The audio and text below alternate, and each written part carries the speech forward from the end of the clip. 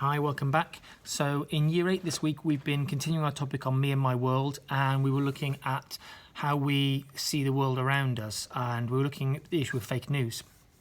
Now, when we use that term, there's different things we mean. There's stories that are totally made up, and then there are those that are biased or misleading. So when we're looking for the made up stuff, we were asking them, well, how do we tell? So these were things like, is the account verified? Does it have that little tick next to it? Is it a reliable news source? Does it sound likely, or does it sound like it's been made up? We also talked about how you might look at the URL, that kind of stuff, the website, where's it come from? The bigger focus was on looking for bias, maybe. Newspaper ownership. They've got a particular perspective. If they say that particular politician's rubbish, it's because that's their viewpoint. It's not because it's a statement of fact. We looked at the use of emotive language or selective facts. Now, whatever your view on Brexit, good or bad, Boris Johnson said that we pay £350 million a week to the EU. Well, that's a materially true fact, but we then get about 160 million back, so it was misleading. And whether that was with good motives or not, it was misleading, and he was asked not to do it, and he did it anyway. It's important that they know those things, that they know that just because it seems a reliable fact doesn't mean that it means everything it appears to mean. The bigger focus, perhaps, was this idea of something called an echo chamber. See, we all have a tendency to say, it matches my view, so it must be true. I've seen that story. Immigrants taking all our jobs. That's what I think. It matches my view, so it must be true. And then we like the story. We like the article. We like the thing on Facebook.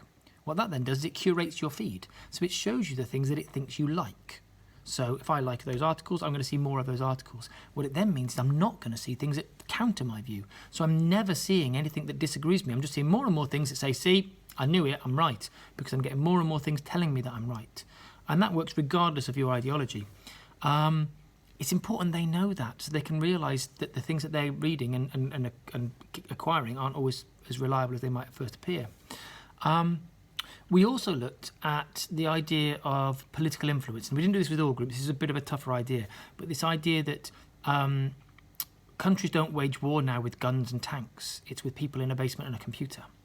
In the build-up to the American presidential election, of the top 20 fake stories that were circulating online, 17 of them were anti-Hillary stories.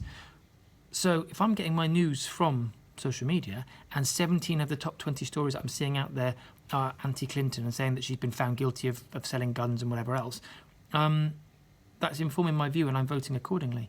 And when these accounts were traced, they were traced back to a basement in Macedonia. And it's important that we understand that countries are deliberately trying to influence our democratic process. It's really important that we have an informed future electorate. So we spent a lot of time looking at that. These are interesting things to talk about. How do you decide if something's true? How do you know if it's reliable? Have these conversations at home. And maybe start to consider some of these things for yourself as well. Okay, hopefully that was of some use, and I'll speak to you all again next week.